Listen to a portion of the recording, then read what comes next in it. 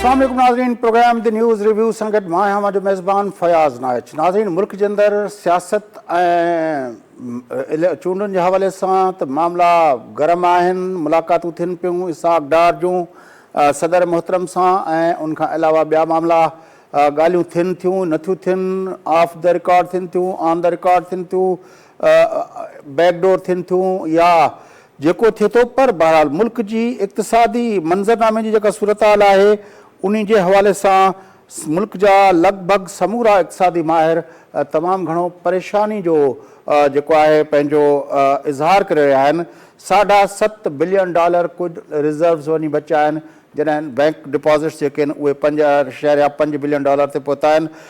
ताज़ो असांजे मुल्क जे मारूफ़ सनतकार वज़ीर आज़म यूसुफ रज़ा गिलानी साहब जॾहिं वज़ीर आज़म पाकिस्तान हुया तॾहिं उनजा टेक्सटाइल बाबति सलाहकार ऐं मुल्क जा मारूफ़ इक़्तिसादी माहिर डॉक्टर मिर्ज़ा इख़्तियार बेग साहब भी रिसेंटली डेली जंग में कॉलम लिखियो आहे, पाकिस्तान को डिफ़ॉल्ट का रिस्क है या नहीं।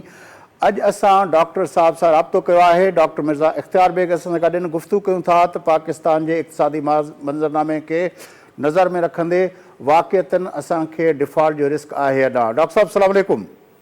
जी वालेकुम सलाम। डॉक्टर साहब, सीधा सा सवाल जो आपने अपने कॉलम में लिखा है कि हमें डिफ़ॉल्ट का रिस्क है कि नहीं है, क्योंकि आपने कहा है कि नवंबर के पहले हफ्ते में 53% तक हम डिफ़ॉल्ट रिस्क पे पहुंच चुके थे।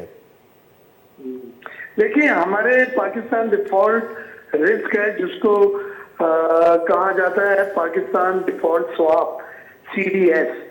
ये एक रिस्क होता है जो हमारे जो बॉन्ड्स हैं इंटरनेशनल मार्केट में, सॉवरेन बॉन्ड, हुकूमती बॉन्ड, जो हुकूमत की जिम्मेदारी जिसके पीछे होती है अदा करने की, उनकी अदायगी के बारे में सरमायाकार के जब एतबार कम हो जाता है या खत्म हो जाता है तो इंश्योरेंस प्रीमियम बढ़ता जाता है। क्रेडिट डिफॉल्ट स्वैप CDS 5% होता था नॉर्मल हालात में 2020 में, वहां से फिर ये बढ़ के 30% हो गया। फिर IMF का एग्रीमेंट नहीं हो रहा था तो ये बढ़ते बढ़ते 53% हो गया। अब जो फिगरें आ रही हैं वो 92% पे पहुंच गया है। ये अभी यहाँ पे कराची आए थे इसाक डार साहब, साथ में गवर्नर स्टेट बैंक जमील साहब भी थे, जमील खान साहब, और तारिक बाजवा साहब भी थे, उनके असिस्टेंट टू प्राइम मिनिस्टर। मेरे से मीटिंग हुई थी, हमने उन्हें साफ बतलाया कि आप मार्केट में पाकिस्तान की जो स्टॉक गिरती जा रही है उसको संभालने के लिए कुछ करें, कोई री इंश्योरेंस, कोई स्टेटमेंट्स, कोई जिम्मेदारी की ऐसी अंडरटेकिंग जिसमें सरमायाकार को ये खदशा ना हो कि पाकिस्तान डिफॉल्ट होने जा रहा है। तो उन्होंने ये बतलाया मुझे कि हमने $1 अरब के जो बॉन्ड ड्यू हो रहे थे 5 दिसंबर को, वो हमने 2 दिन पहले अदा कर दिए। हम समझ रहे थे कि उसकी वजह से 5 दिसंबर के बाद जो बाकी के बॉन्ड 2024 में जो मैच्योर हो रहे हैं और 2036 में जो मैच्योर हो रहे हैं उनकी कीमतें दोबारा आएगी ऊपर, लेकिन अफसोस ऐसा नहीं हुआ, बल्कि वो उसी लेवल पे बल्कि नीचे आ गए। इससे ये पता चलता है कि पाकिस्तान की माशी सूरत हाल इंटरनेशनल आलमी सतह के ऊपर बहुत मखदूश है, बहुत अबतर है और तसल्ली का शिकार है, जिसमें हर रोज जो है हमारे माशी इंडिकेटर खराब होते जा रहे हैं। खराब इसलिए हो रहे हैं कि देखिए अभी LCs रोकी हुई हैं, तकरीबन 1 बिलियन की नई LC नहीं खोल रहे। हम उसमें रॉ मटेरियल की LCs दी हैं, डाइज हैं, केमिकल्स हैं, सिंथेटिक फाइबर है, पॉलिस्टर फाइबर है, ये इस्तेमाल होते हैं एक्सपोर्ट गुड्स बनाने के लिए।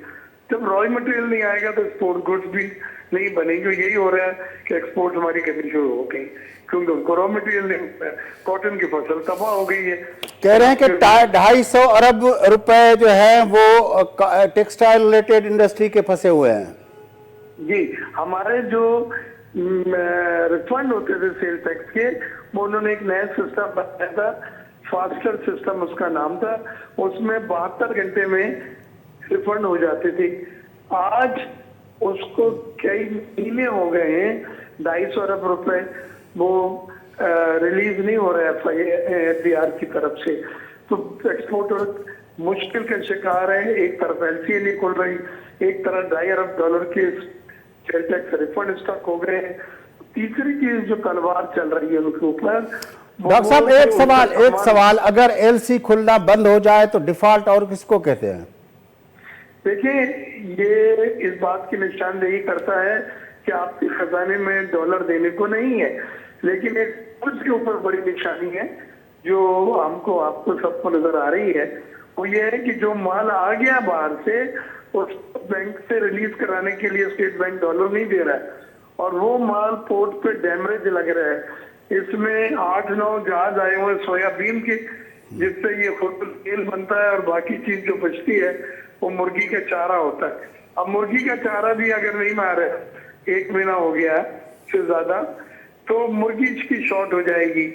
आप गरीब आदमी, शादियों का सीजन है, चिकन बिरयानी करके अपनी इज्जत और नाम बचाता है, वो भी आप वो नहीं कर सकेगा। तो ये तमाम चीजें तशवीशनाक हैं और इस तरफ इशारा कर रही है कि हमारी माशी सूरत हाल जो है, हमारे फॉरेन रिजर्व जो है, हमारे कर्जों की अदायगियां बहुत बढ़ गई हैं, बैलेंस ऑफ पेमेंट इश्यूज है, अफरातज़र 30% हो गया महंगाई। सर, ये जो हम समझ रहे थे कि ये जो बरसातें आई हैं जिसकी वजह से सिंध पूरा डूब गया, बलूचिस्तान डूब गया, और तो उससे ये हमें कहा जा रहा था कि ये ब्लेसिंग इन डिस्गाइज है, अब सारी दुनिया हमारे साथ जो है वो नरमी बरतेगी, रोल ओवर होंगे कर्जे, और फिर नहीं, रिसेंटली बल्कि उल्टा हो गया है। IMF ने कहा है, आप खुद कह रहे हैं 30 अरब डॉलर का नुकसान हुआ है और आपने रिहेबिलिटेशन करना है, तो ये अखराजात कहाँ से आएंगे? इतने आप नए टैक्सेस लगाए, तो ये तो और गले में पड़ गई बात कि बाहर से तो पैसे आए नहीं कोई, और जो हम बतला रहे थे कि नुकसान हुए, वो कहते हैं जी इसके अखराजात पूरा करने के लिए नए टैक्सेस लगाए, पेट्रोलियम डेवलपमेंट लीवे लगाए। तो वो तो IMF ने अपनी किस्त रोक दी है, 1.1 अरब डॉलर की नवी किस्त। तो ये सब चीजें बड़ी कंपाउंड कॉम्प्लिकेशंस पैदा हो रही हैं। कल परसों जो मुलाकात हुई है डार साहब की, जो 3 अहम ममालिक हैं IMF के बड़े लेंडर, जिसमें अमेरिका, चीन और UK, उनके जो सफीरों से मुलाकात हुई है, आपको लगता है कि उससे कोई ब्रेक थ्रू हो सकता है हमारे इस सारे कजिए का? उन्होंने यही बताया है कि जी एक तरफ तो हमारा सैलाब है, आप लोग इंटरनेशनल कम्युनिटी हमारी मदद नहीं कर रही जो हमें दरकार है रिहेबिलिटेशन के लिए। दूसरे, आप लोगों ने सख्ती अपनी बढ़ा दी है, हम महंगाई इतनी बढ़ गई है 30%, अब हम कैसे पेट्रोलियम डेवलपमेंट लीवे मजीद लगाएं, किस तरह से हम नए टैक्सेस लगाएं। अब उसको ये भी किया गया है कि पब्लिक सेक्टर डेवलपमेंट प्रोजेक्ट, तरक्याती मंसूबे जो 800 अरब के हैं, वो कहते हैं उनको आधा कट करें, 400 अरब करें, बाकी 400 अरब खसारे में डालें। तो ये सब चीजें अंदर की हैं जो एक आम आदमी तो नहीं समझता, ये सब फिगरों का खेल। लेकिन ये समझ सकते हैं कि हमारे मुल्क के ऊपर घेरा तंग हो रहा है और महंगाई बढ़ रही है, हमारे रिजर्व खत्म हो गए हैं, रुपए के ऊपर प्रेशर फिर दोबारा आना शुरू हो गया है। 225 रुपए के इंटरबैंक में, लेकिन 250 रुपए ओपन मार्केट में। और जो हमारे दोस्त ममालिक हैं अपना बेग साहब, चीन, सऊदी अरब, अरब इमारात, जिनसे हम ख़ास तौर पर सऊदी और एमिरेट से हम पैसे भी अपना डिपॉजिट के लिए ले लेते हैं, और फिर अपना तेल भी ले लेते हैं उधार पे। और चीन तो ज़ाहिर है, हमें कितने सालों से हम ये सुनते आ रहे हैं कि हिमालय से ऊंची और समंद की सतह से गहरी जो है हमारी दोस्ती है, तो उसका क्या, वो कुछ हमें अपना उनसे आसरा करना चाहिए? ठीक है, पहली चीज तो ये जो 7 अरब बचे हैं ना, ये इसमें 3 अरब सऊदीया के हैं, 2 अरब शायद UAE के हैं, 3 अरब चाइना के हैं, और ये सॉफ्ट डिपॉजिट हैं जिनको आप इस्तेमाल नहीं कर सकते अनलेस वो इजाजत दें जिन्होंने इनको रखवाया है, या रोल ओवर करें इसको मजीद 1 साल के लिए। तो हमारा 1 टका भी नहीं है। हाँ, दूसरी चीज, हमारे 130 अरब डॉलर के कर्जे पहुंच चुके हैं, जिसमें 23 अरब के तो सिर्फ चीन के हैं सबसे ज्यादा। तो चीन हालांकि दुनिया में कहीं कर्जे नहीं देता, वो इन्वेस्टमेंट करता है प्रोजेक्ट्स में, जैसे श्रीलंका में पोर्ट में इन्वेस्टमेंट किया, पैसे नहीं मिले, पोर्ट पे कब्जा कर लिया।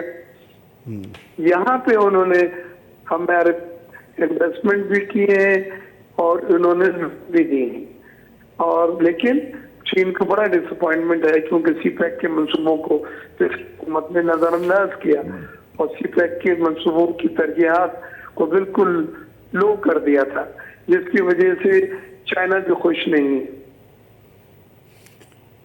22 अरब डॉलर हमने इस साल देने हैं कर्जों की मद में और डेट सर्विसिंग के मद में, तो वो कहां से लाएंगे हम? देखिए 22 अरब डॉलर तो 2023 तक देने, लेकिन 23, 24 और 25 में आपको 70 अरब डॉलर देने। 70 अरब डॉलर में 30 अरब डॉलर शॉर्टफॉल है अभी से, जो फंड्स कहां से करेंगे रेमिटेंसेस भी कम होनी शुरू हो गई है, एक्सपोर्ट भी कम होनी शुरू हो गई है और फॉरेन डायरेक्ट इन्वेस्टमेंट भी कम हो रहा है, बिल्कुल ना होने के बराबर है।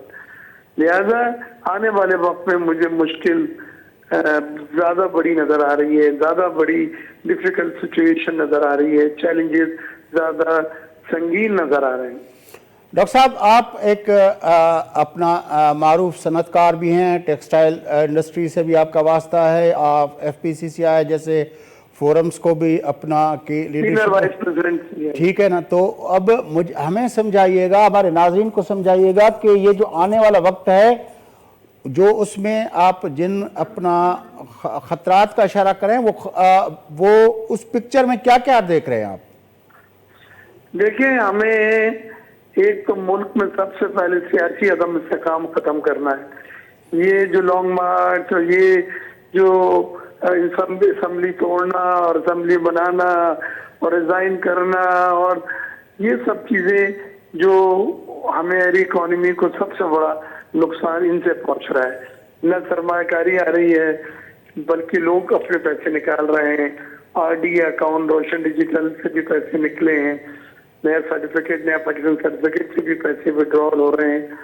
तो लोग एतमाद उनका खत्म होता जा रहा है। तो पहली चीज तो ये कि उनका एतमाद बहाल करें, उसके लिए मुल्क में ऐसे काम पैदा करें, पॉलिसियों का तसलसल करें, लोगों को ये डर ना हो कि इकोनॉमिक इमरजेंसी आ रही है, पेट्रोल राशनिंग हो जाएगा, गाड़ी में 3 आदमी बैठ के जाना होंगे, डॉलर नहीं निकाल सकेंगे। ये सब चीजें अफवाहें पॉलिटिकल अदम इस्तेकाम होने की वजह से जन्म लेती हैं और जन्म ले रही हैं।